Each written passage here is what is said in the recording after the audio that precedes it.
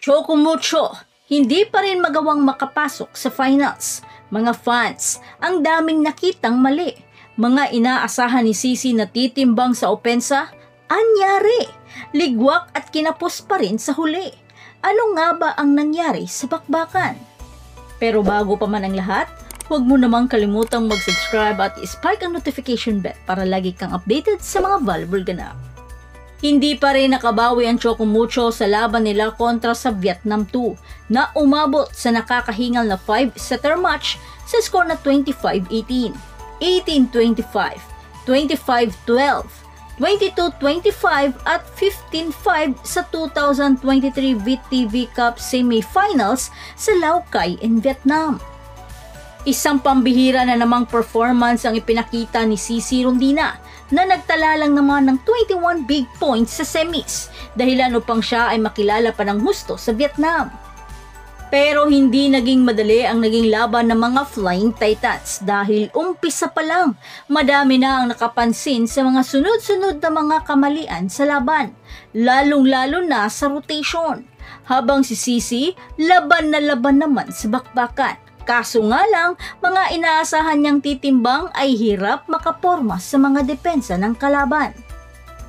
Sobrang dikit ng laban. Kahit pa nung unang set ay nawala ang kanilang magandang pasa at receive.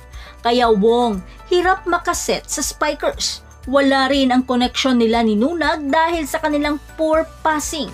Gayunpaman, pinilit pa rin nilang makadikit sa score, kaso nga lang mas lumakas bigla ang net defense at klase-klaseng atake ng Vietnam na nagdulot ng kawalan nila ng momentum na makahabol sa score na 25-18.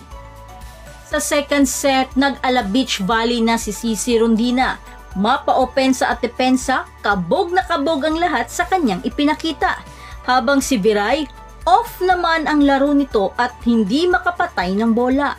Pero nang uminit na si Sisi sa kalagitnaan ng laban, binigyan niya ito ng mga sunod-sunod na atake na nagdulot ng malaking pinsala sa depensa ng Vietnam. Kaya Nunag at Madayag, pinalakas na rin nila ang kanilang depensa dahilan upang masungkit nila ang pangalawang set. Sa third set, pinalakas palalo ng Vietnam ang kanilang depensa, lalong-lalo na sa net defense.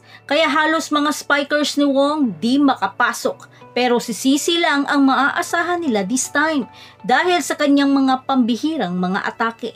Gayunpaman, di pa rin ito sapat upang maitawid nila ang pangatlong set. Sa fourth set, umpisa pa lang hindi na makaporma ang Flying Titans. Sobrang off pa rin ni Viray at ilang beses na itong nabablock. Galon din si Cheng, dahilan upang mawalan ng katuwang si Sisi sa opensa.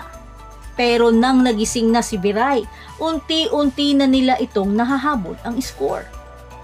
Sa 7 points na kalamangan, nagawang maitabla nila ito sa isang cross-court attack ni Viray. Pinilit man ng Vietnam na makadikit sa score pero Sisi at Viray palitan ng mga atake. At dahil rin sa back-to-back service aces ni Cheng, dahilan upang masungkit nila ang panalo at ma-extend ito sa 5th set. Sa 5th set, tila naubusan na ng gasolina ang mga Titans at mas nag-init naman ang Vietnam at nagkaroon ng drive na tapusin ang bakbakan na bit-bit ang ticket papasok sa finals. Marami rin ang nakapansin sa paglagay ni Sisi sa likod habang kinakarni sila ng Vietnam, kaya opensa nila na limitahan. At dahil natalo ng Vietnam 1 ang Kansai University ng Japan in 3 sets, makakalaban ng Chocomucho fighting for third ang mga Hapon, habang ang Vietnam 1 at 2 ang maglalaban-laban naman para sa finals. Sa pagkakataong ito, makukuha na kaya nila ang bronze medal? Ikaw, ano sa palagay mo? So that's it.